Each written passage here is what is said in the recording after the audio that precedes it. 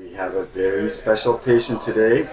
This is a otherwise very healthy 59-year-old. She's the president of a construction company.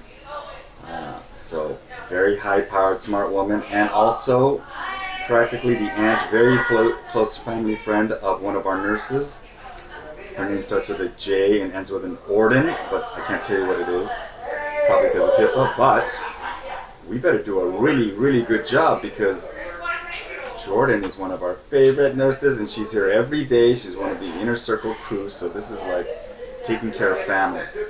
Her x-rays look pretty good, but check out this MRI right here. She's got this extruded disc herniation at 4-5. You can see it right there. And she's in so much pain. It's multifocal actually, like that.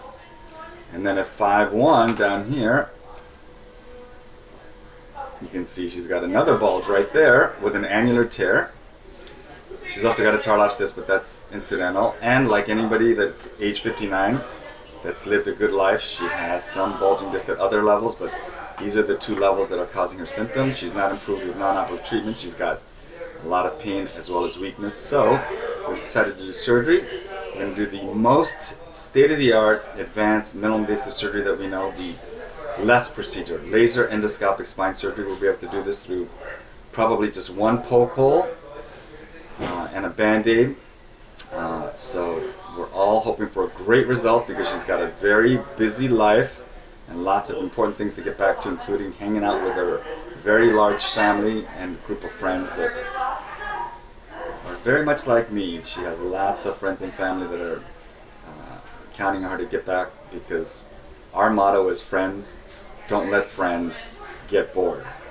And you're kind of boring when you're always in pain and kind of miserable. So we got to get her back to being happy and gay and fun and loving life. Alrighty, we're getting started. Perfect is barely good enough, so I have the perfect x-rays.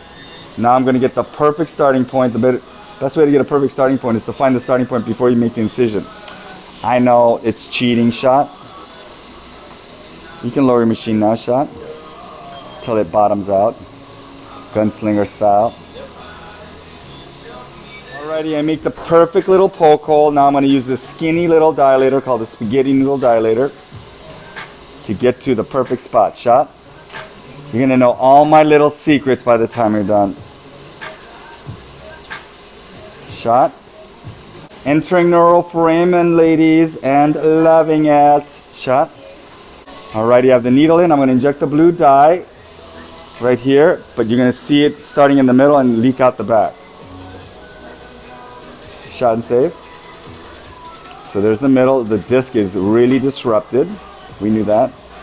And you can see it starting to leak out the back. Oh yes, look at that's the absolute first view just when you put the scope in. Look how unbelievably clear it is. You can even see sometimes a single red blood cell going through a capillary. It's the wildest thing. Because it's really the little things that keep you going, don't you think? There's the disc herniation right here. So here's the first step. There's the disc herniation. I did enter there, but you can see the disc herniation is blue all the way in the inside. First step is, how do I know I'm done? I cannot barely get this in. See this? For two reasons. One, it's just physically a barrier because there's a big disc herniation. And there's lots of adhesions. That's Wagner's arch where the pedicle is. So that's south. And I want to curl around that. So I know when I'm done, when I can pass all these angled instruments easily through this spot. So I got to basically get rid of all this. The exiting nerve root is protected right here by this tongue. And then look at this big arch. That's the working opening. Now you know how to do endoscopic surgery. You don't need me anymore.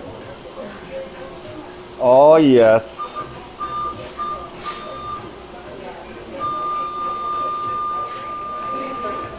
I'm making a little tiny annulotomy window so I can reach inside there. I will now take the laser. But you know me, I love colors, pretty. And we had a tech holding onto it and it popped and it snapped her finger. So now only Dr. Kim is the one that gets that. because I love it. I love getting zapped. All right, so that's the bump. I made a little entrance, and look at this now. I'm just gonna squeeze it out like a pimple, like my daughter's little pimple making loop or whatever. I think my daughter will be really upset if I posted something like that about my daughter's pimple popping device. So this is my pimple popping device, because I do have one of those. So you can wash it after? What? No. They make a video one? Yeah. I guess. Mine is just like a little metal tool with a loop on it. Thank you. All right, so now I'm using this as the pimple popping tool. Pushing down on it. Oh, that feels good. I know, it's kind of gross, but oddly satisfying. You see that? This shows the other reason why endoscopic surgery is not as popular as it should be. If we're doing this open, we would just reach in there and grab that thing. But no, I have to use this tool to slowly convince itself to leave its nice, comfy little location into its death. Oh yes.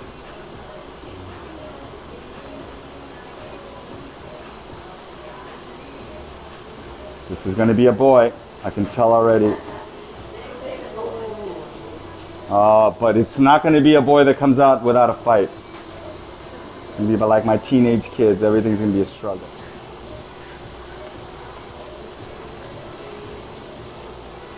Oh, yes. You can also see why I love this blue dye. It should be white up here. It should only be blue in a normal disc. Way deep in the middle, way down here, way down here. Like way down there. If I open it up, it'll be like dark blue.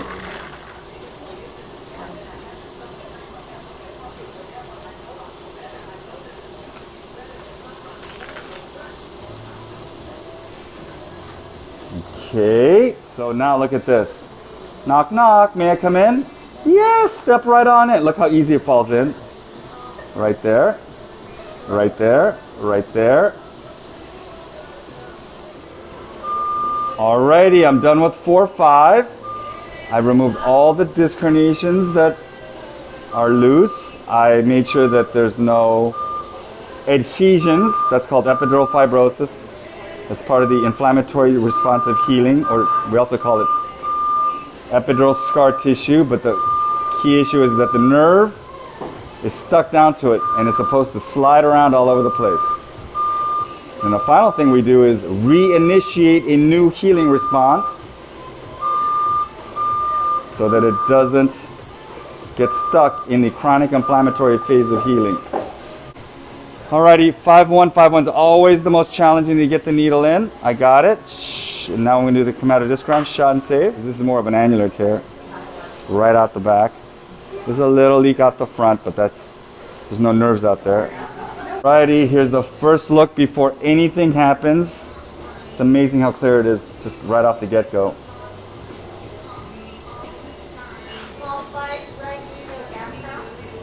Thank you, madame. Right here. There's the blue dye. Look at all this inflammation right there. Look at all that inflammation right there. That's like tennis elbow, but in your spine. And if you've ever had tennis elbow, you know what I'm talking about. It is painful. Woo! Oh yes. I would say the degree of annular inflammation in this particular situation is from mild, moderate, severe, severe. I gotta create a classification one of these days. Alrighty, so this is an annular tear. This is very typical. I don't know if you can tell, but it's almost like that wants to squirt out like a pimple. It has the empty tent sign right there. It's oddly gratifying when that happens.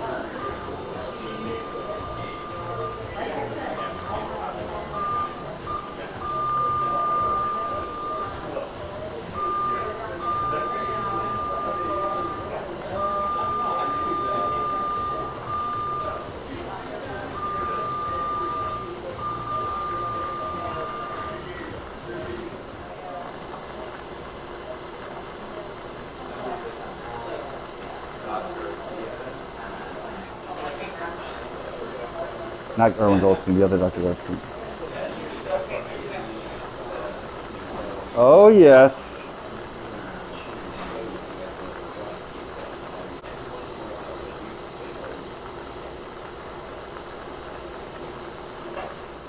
Alrighty, I'm pushing down on this.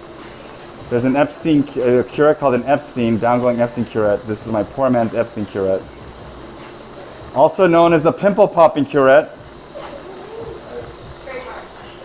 Yep. Maybe that's what we'll call it when it comes out.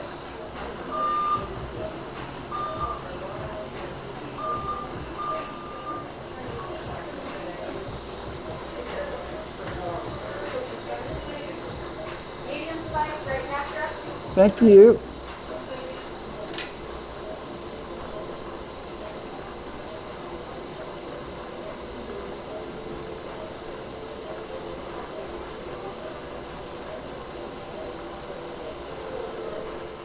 Alrighty, that big bump is gone.